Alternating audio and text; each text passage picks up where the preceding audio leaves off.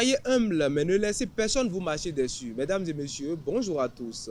Bon réveil matinal et bienvenue sur Fon Asuba, votre rendez-vous matinal d'information et de divertissement sur Esaïe Télévision.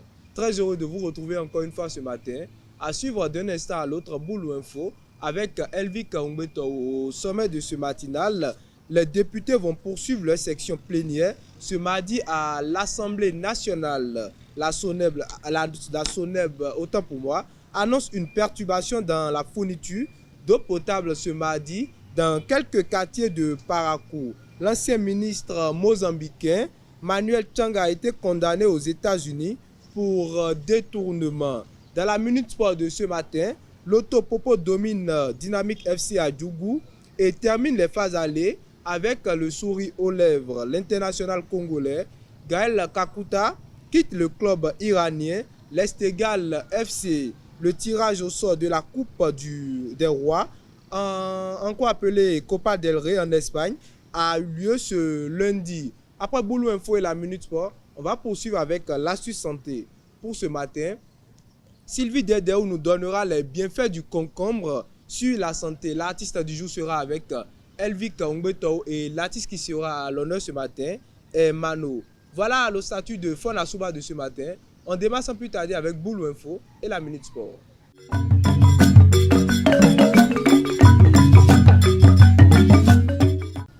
Boulou Info, c'est avec vous Elvik Kaumbeto. Bonjour. Bonjour Moïdine Lawan.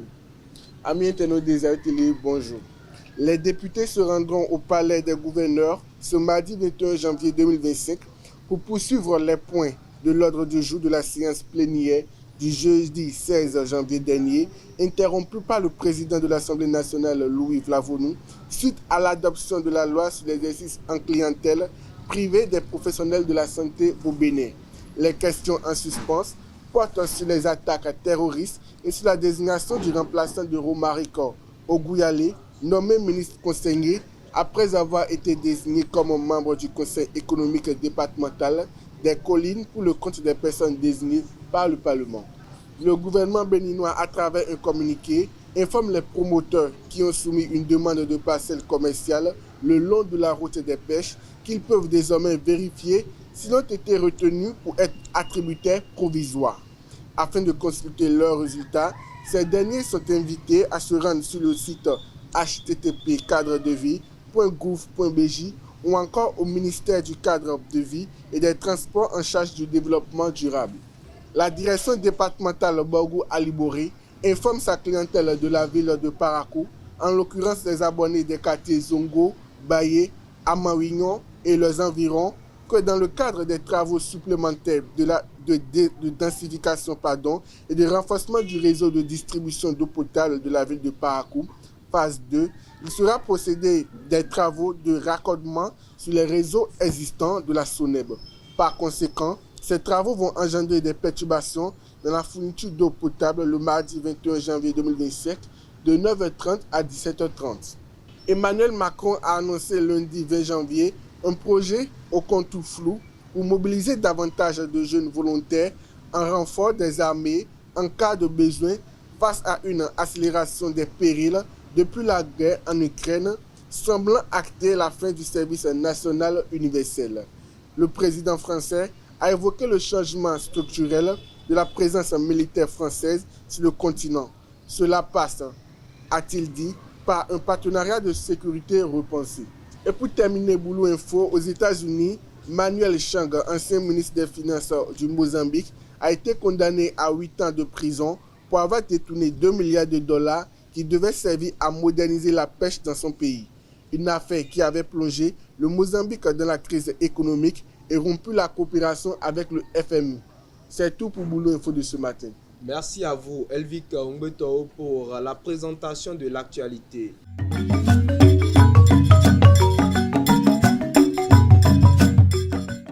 Dans la Minute Sport de ce matin, 3-2 en faveur des Loto Boys. C'est le score qui a sanctionné le match opposant à Djougou ce dimanche, Dynamique FC et Loto Popo. Une victoire qui satisfait cette formation de Grand Popo, malgré l'entrée difficile dans le match qu'a connu ce club en début de cette rencontre. Au micro de Abel Odio, suivez l'impression de Sam Diallo, l'adjoint coach de Loto Popo. Bon, d'abord, on a très mal débuté le match parce que les 15 premières minutes, franchement, on ne se comprenait pas parce que depuis l'échauffement même, je voyais que les joueurs étaient un peu timides. Ils ont la tête dans les vacances parce que voilà, on rentre dans une semaine de vacances. Mais après, voilà, vous avez vu, on a encaissé 2 buts qu'on pouvait éviter. Mais quand on les a dit de déposer le ballon, ils ont déposé le ballon dans les 10 dernières minutes de la première période. Vous avez vu, on a pu égaliser. En deuxième aussi, on a dit de maintenir le cap devant. Et voilà, on a mis la pression encore et on a marqué. Et vers la fin, on a pu gérer le match.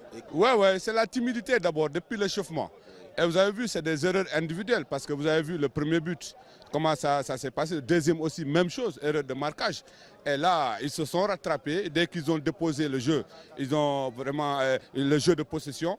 Après, on a pu voir des failles et on a égalisé. En deuxième aussi, c'est la même chose. Et vers la fin, vous avez vu, on a pu gérer le match calmement. Et je pense que c'est 3 points. En tout cas, ça nous fait quand même du baume au cœur. Bon, d'abord, c'est de nouveaux joueurs, c'est un nouveau staff parce que sur l'effectif de l'année dernière, il ne restait que 9. Et parmi les 9 même, pratiquement, il n'y avait que 5 joueurs qui étaient dispo parce qu'il y avait 4 qui étaient partis en équipe nationale junior, ils sont blessés. Il y a aussi Imran Hassan qui n'était pas constant, il était beaucoup avec l'équipe nationale. C'est des nouveaux joueurs, ils n'ont pas l'habitude de jouer ensemble. D'abord, il y a certains, par exemple, c'est des Gambiens, des Sénégalais, et voilà, plus les Béninois. Moi, je pense que c'est cette cohésion qui nous manquait un petit peu. Mais je vous assure quand même, dans la deuxième période, vous verrez vraiment le vrai.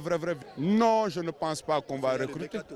Non, je ne pense pas parce que si je ne me trompe pas, presque on n'a que deux licences qui sont valables, deux joueurs qu'on peut renforcer. Mais je pense que ceux qui sont là, ils peuvent faire le boulot.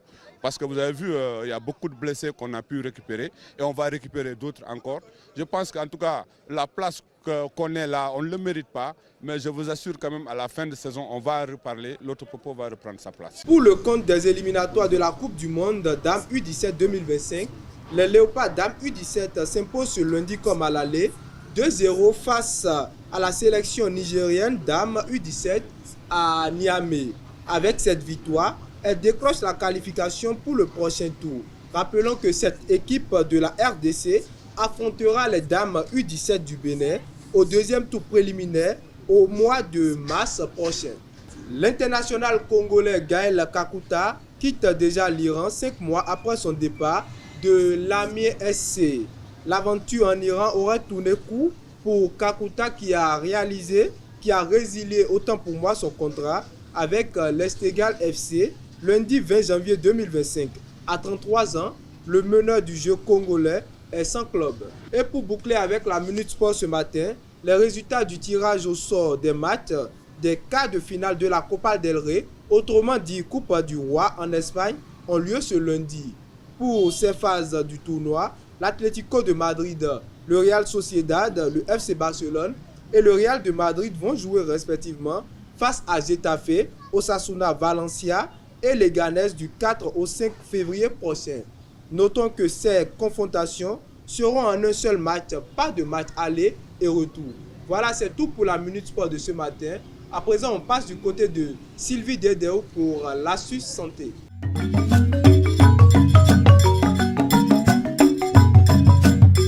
Sylvie Dedeo, bonjour. Mouidine Lawani, bonjour. L'Astuce Santé, c'est avec vous. Exactement. Bonjour à tous. Heureuse de vous revoir à nouveau ce matin dans la rubrique Astuces Santé. Le concombre est un légume riche en eau, ce qui en fait un excellent allié pour l'hydratation de l'organisme, surtout par temps chaud. Voici ses bienfaits principaux. L'hydratation et la détoxification. Composé à plus de 95% d'eau, il aide à éliminer les toxines et à garder la peau éclatante. Il aide à la digestion. Sa richesse en fibres favorise une digestion saine, soulageant ainsi les problèmes de constipation. Riche en vitamines et minéraux, il contient de la vitamine C, du potassium et du magnésium, renforçant ainsi l'immunité et régulant la tension artérielle. Il a un effet rafraîchissant. Consommé cru ou sous forme de jus, il apaise les inflammations internes et contribue à une sensation de fraîcheur. Le concombre favorise une peau saine. Ses propriétés antioxydantes réduisent les irritations cutanées et peuvent être utilisés en masque pour hydrater et apaiser la peau. Une astuce simple pour vous ce matin, ajoutez du concombre dans vos salades, smoothies ou même en eau infusée pour profiter de ses bienfaits tout au long de la journée. C'est tout pour l'astuce santé d'aujourd'hui. Prenez soin de vous et à la prochaine. Merci à vous, Sylvie Dedeo, pour les bienfaits du concombre de ce matin. Vous restez avec moi. À présent, chers internautes, on suit l'artiste du jour avec Elvic Umbeto.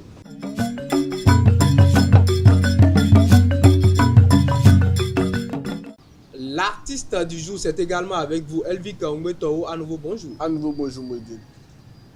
Amis internautes des Aïeux Télé, à nouveau, bonjour.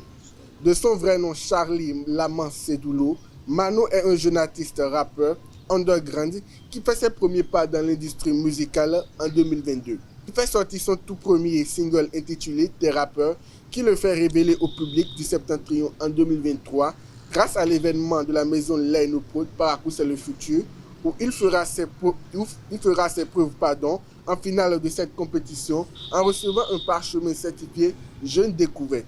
Mano, connu sous le surnom Le Boss de la Drill, a fait beaucoup de scènes et aussi des collaborations qui connaissent un succès mérité. En 2024, il fut sélectionné pour la compétition Ring du Flow qui s'est déroulée à Natitengo. C'est tout pour l'artiste du jour. Merci à vous une fois encore, Elvic Umbeto, pour l'artiste du jour de ce matin. Restez avec moi. À présent, chers internautes, j'invite au plateau Sylvie Dedeo et déjà avec Elvic Umbeto pour Parlons-en.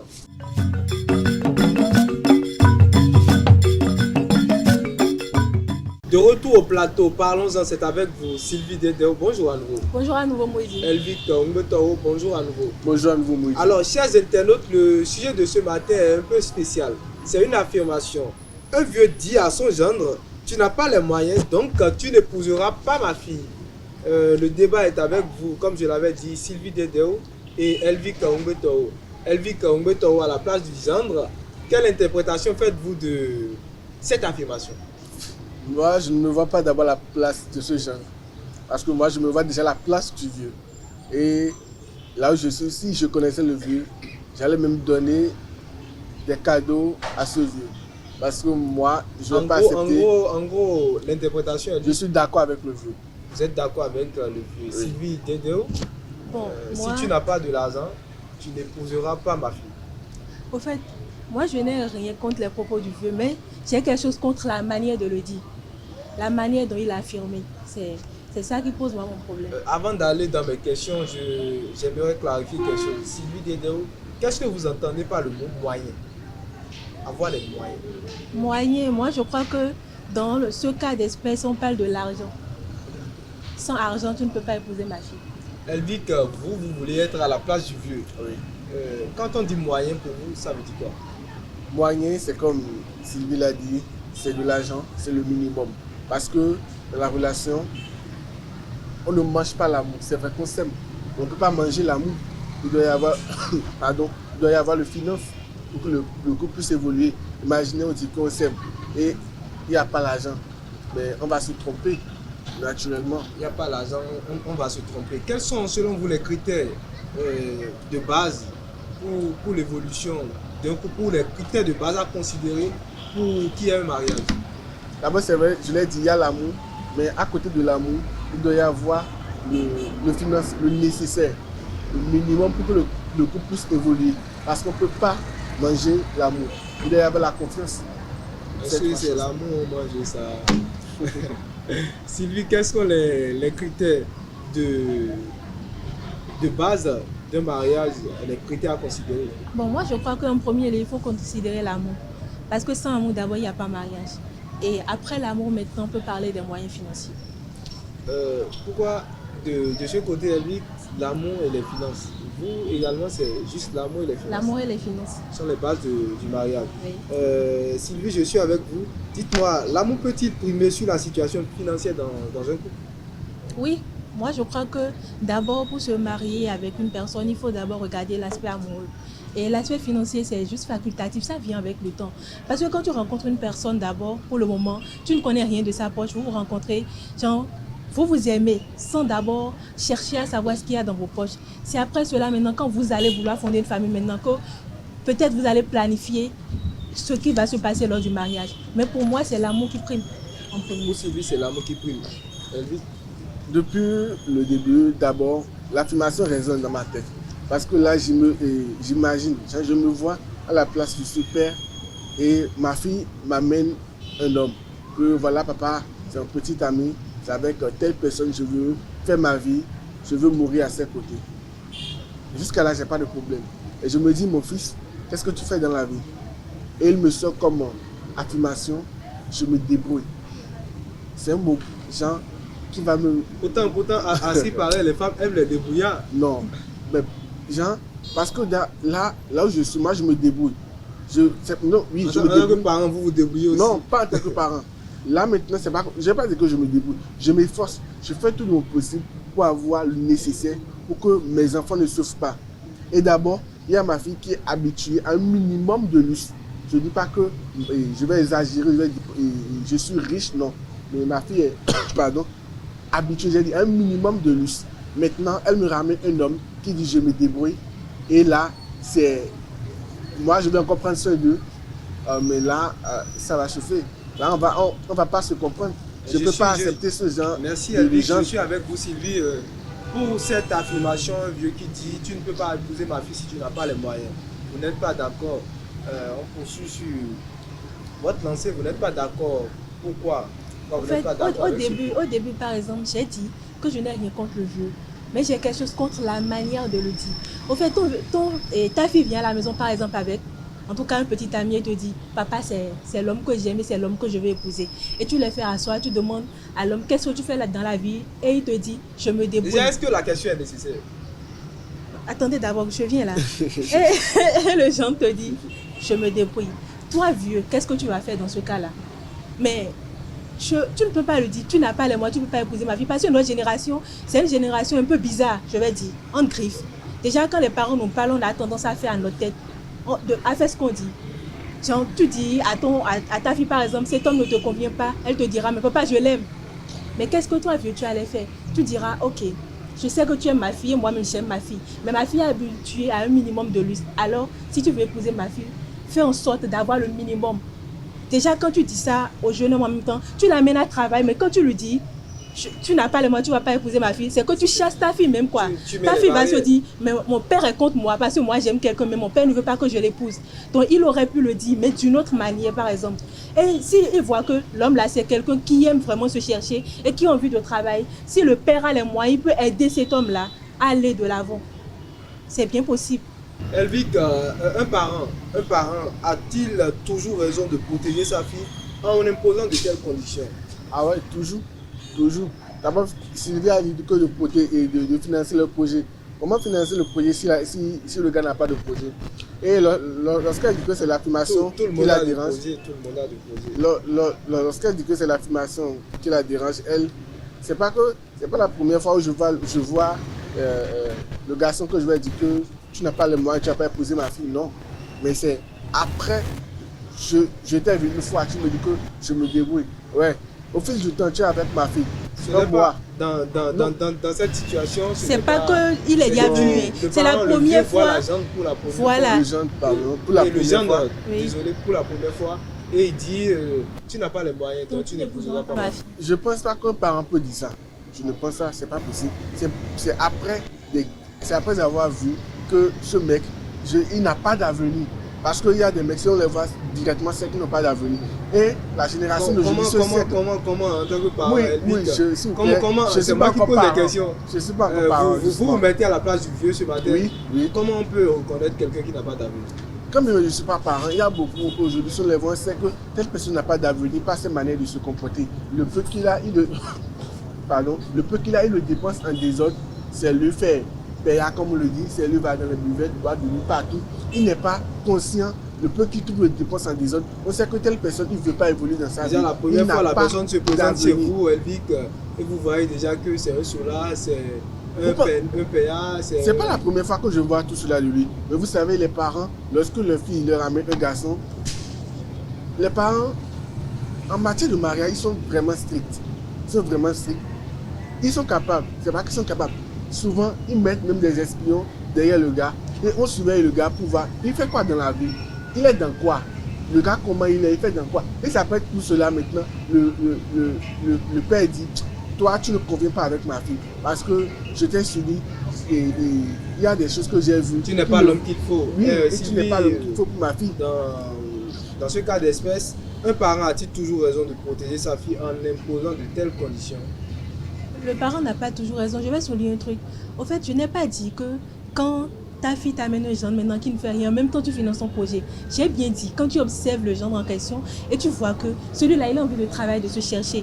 Pas parce que tu as les trucs là, l'intelligence que tu seras forcément riche. Tu vois que celui-là, il a vraiment envie. Parce que tu vois des gens, si c'est faux, tu vois des gars, ils grouillent, tu es tellement fier d'être leur copine. Alors qu'ils n'ont rien, ils n'ont pratiquement rien, mais tu sais que celui-là, il a de l'avenir. Ça, c'est différent. Dans ces cas d'espèce, tu serais capable de le faire, vraiment.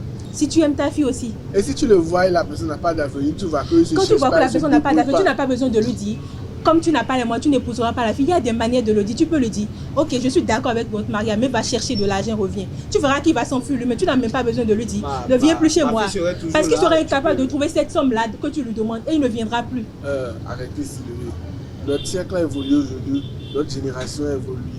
Et nous nous connaissons vraiment. En tant que jeunes, nous savons ce que nous voulons. Un homme ne peut pas se lever aujourd'hui maintenant et va dire que moi je veux épouser une femme qui ne fait rien. L'homme ne peut pas dire ça. La femme aussi ne peut pas se lever et dire qu'un homme qui ne fait rien, je vais l'épouser. Si on s'épouse là, on va manger quoi? Mais malgré ça, dans notre génération, il y a toujours des gens qui épousent, il y a toujours des filles qui épousent des hommes ou des femmes, des femmes en devenir qui épousent des hommes qui ne font rien et des hommes en devenir qui épousent des femmes qui ne font rien. C'est faux, ça c'est dans les films d'Hollywood. C'est dans les films d'Hollywood. Un mot de fin pour finir le sujet. En tout cas, moi je dirais, bon, je ne suis pas mieux placée pour conseiller les parents parce que, à vrai dire, ils cherchent notre bien chaque fois quand ils parlent. Mais ce que moi je dirais, c'est que quand un gendre vient vers vous, par exemple, vous voyez que celui-là n'a pas d'avenir, par exemple, il y a plusieurs manières de le dire. Mais le dire directement, tu n'as pas les moyens, tu ne peux pas épouser ma fille. Nous sommes en Afrique, par exemple, spirituellement, c'est pas bon. Tu ne sais pas ce qu'il peut faire pour détourner ta fille. Mais il faudrait que tu cherches les stratégies. Quand on dit un vieux est sage. Il y a des choses que lui-même en tant que vieux ne peut pas dire. Il ne peut pas dire à son gendre là, tu n'as pas les moyens, tu ne peux pas épouser ma fille. C'est trop osé, c'est trop humiliant. Et si ça touche l'ego de l'homme, alors c'est que tu perds ta fille, quoi. Un mot pour finir, Elvi. Pour terminer, je vais d'abord dire aux filles que je ne les pousse pas à être des matérialistes. Je ne dis pas que exiger autant de l'homme. Tu dis que vous êtes un garçon. Oui, surtout que je suis un garçon. Je ne les pousse pas à être des matérialistes. Mais elles n'ont qu'à trouver des personnes qui sont capables de les soutenir dans le meilleur comme dans le pire, comme on le dit. Des personnes qui vont les soutenir surtout financièrement. Sentimentalement, oui. Mais on ne peut pas manger l'amour, non. S'il n'y a pas l'argent, comment on va nourrir les enfants? Comment on va éduquer les enfants? Comment on va scolariser les enfants? Donc, j'appelle aussi mes jeunes frères, mes grands frères, garçons, à avoir le minimum pour pouvoir s'occuper de les femmes. Pour qu'on ne te dise pas après, tu n'as pas les moyens, tu ne vas pas épouser ma fille.